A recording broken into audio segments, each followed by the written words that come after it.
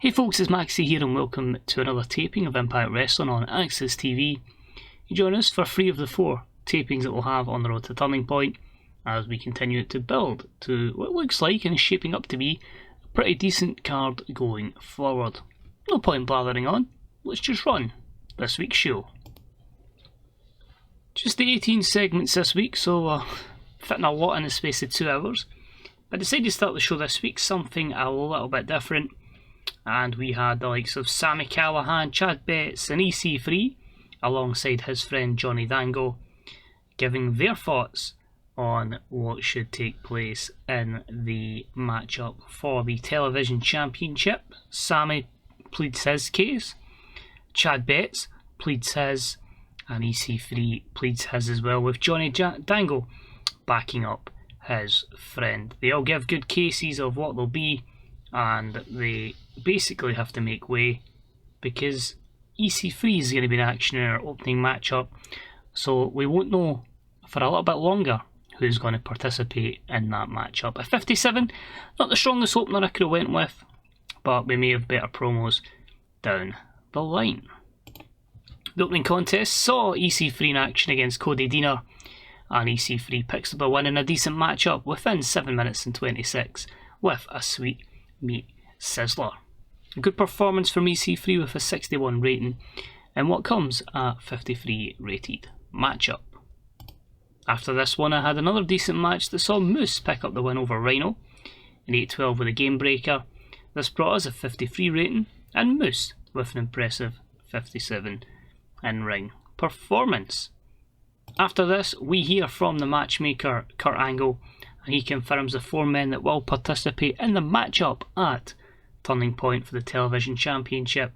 Fatal 4-way will see Sami Callihan, Chad Betts, Moose and EC3 Tango as we look to bring the belt back and gather it some prestige. So a good opener, promo and set of matches there to get the show off and running. We then had a decent matchup again that saw Chris Sabin pick up the win over AC Romero in 6 minutes and 36 via pinfall. I somehow doubted a cradle shocked him. But at 45, both guys with good chemistry together. A rare defeat for AC Romero, but I just felt like we needed Sabin to pull off a big victory in his quest to get ready to face against Suicide for the X Division Championship at Turning Point. This gathered 45.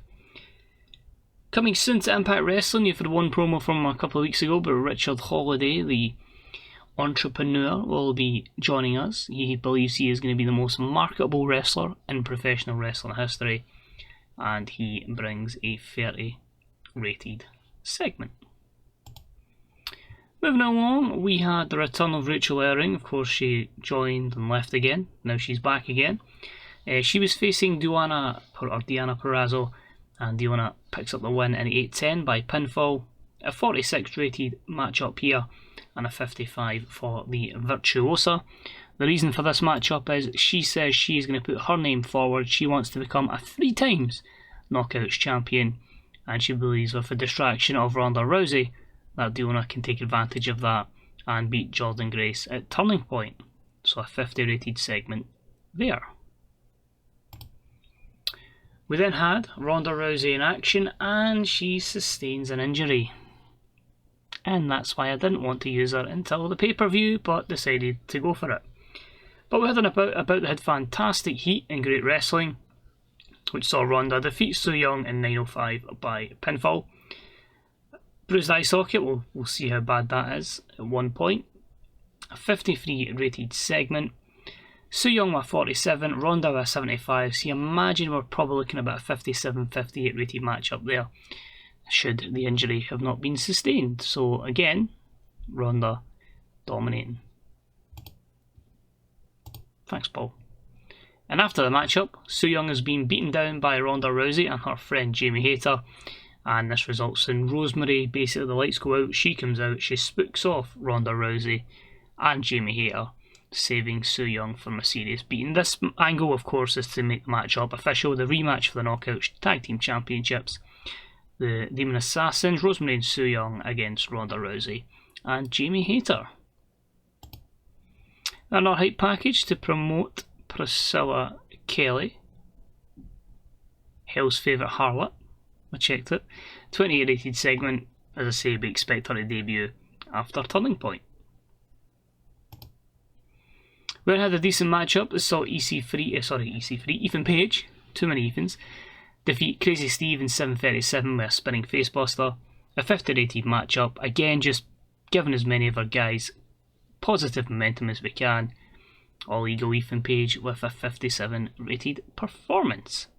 After the matchup, Josh Alexander makes his return and he chases him all around the arena before Ethan Page gets to a car, and he manages to get the hell out of the building and survives his former tag team partner beating the utter crap out of him. So a 55 segment for that. We then had Matt Hardy take on Evil Uno because obviously they did a little brawl last week. It was about, they had good heat and decent wrestling. Matt Hardy defeating Evil Uno in 12:07 with a twist of fate. 53 and a good performance there from Matt Hardy. After the matchup, we hear from Alex Reynolds and John Silver, and they say it's a disgrace that they've managed to take, the Hardys have taken out Stu Grayson from the company. They have basically destroyed Evil Uno, but they won't destroy the Dark Order. And Silver and Reynolds are making a challenge to the Hardys to face them at Turning Point. That could be an interesting one. I felt like, you know what, I'd quite like to see that, the Hardys and Silver and Reynolds. So we'll look for that match to take place at the pay-per-view. Josh Alexander then cuts a promo. He's recovered, he's got his breath back from that chase earlier on. And he just says, Ethan Page, when I get my hands on you at Turning Point, it's going to be a turning point for your career when I basically rip you limb from limb. Simple, effective, they're going to have a hell of a matchup. And I can't look forward to it. And we then had a superb matchup. Ace Austin defeats Matt Cardona in the main event in 11:16 with Ace's high, a 57. Just giving him more momentum while we're waiting on Fenix coming back and being available for television, which probably won't ever happen if he's going to be us continuing on Thursday. So we may look to move the show to a Tuesday. We'll see about that one. But 57 rated segments and just suffered from the announcing. And yeah, these two have had a bit of a history together. Of course, the situation where Ace Austin won the championship from Matt Cardona, and we finished the show. Ace Austin just cutting some verbals on Fenix, just saying, 2 weeks time, I'm taking that title belt and I'm ripping that mask off you as well. So just him being, yeah, a bit of a villain. 58, I think that might even be the highest promo, so I think we probably will have about a 54 rated show here. 55. It's not actually the worst, because that means we'll gain pop in every region bar our home, where we just don't lose or don't gain, but we don't really make massive gains in our home region now, apart from pay-per-views, so I'm not too dissatisfied with that, but I feel we build up a lot. At the moment in time, I have 1, 2, 3, 4, 5, 6, 7, 8, 9 matches in booked and locked for Turning Point, so it's just a case of one more show of getting through them and then hoping that everybody's available for the event. I'm going to quickly finish the show, which will take us to me getting ready to book the next one, because what I want to check is Ronda Rousey's injury. 15 days, that's fine, she'll be available for the pay-per-view, so not too bad there. She can still work through it, but she's not going to be in action anyway. So just to confirm before we finish the show, Galileo Rush out with a severe concussion, Navia is out with maternity leave, and for next month we'll be lost Madison Rayne with a mild concussion. 15 days we'll see Ronda Rousey back, and tomorrow we'll have the full fitness of Maki Ito. So that's us for this, the third of 4 tapings. Hopefully you'll join us for that final taping in a few days time as we get ready to have a star-studded, if you feel that way, pay-per-view at Turning Point. So thanks for watching, take it easy, and I'll see you soon. Bye bye.